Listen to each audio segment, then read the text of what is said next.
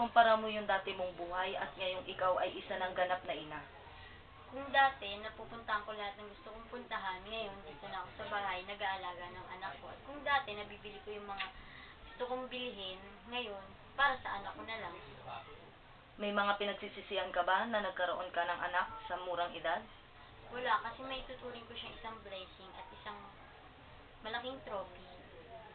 Ano ang mga gusto mong gawin kung ikaw ay hindi pa naging isang batang ina? Gusto ko sana ipagpatuloy yung pag-aaral ko bilang tourism, para mapuntahan ko lahat ng gusto kong puntahan.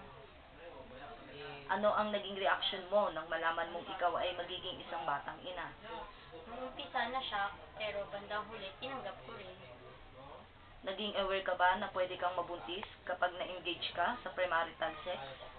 Bali, hindi ako naging handa kasi wala akong ibang iniisip kundi pag-aaral.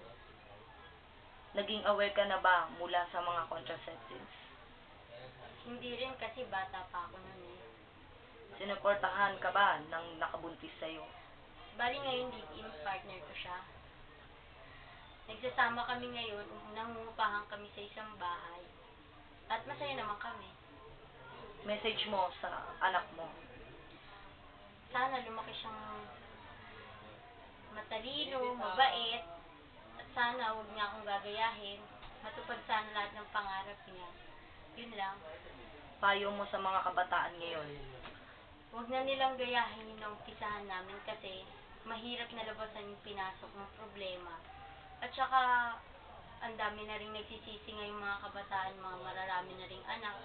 Pero ako ngayon, pag lumaki na yung anak ko, mag-aaral na ako. Kaya sana, payo ko lang sa kanila na mag-aral muna sila habang may sumusuporta pa. Maraming salamat.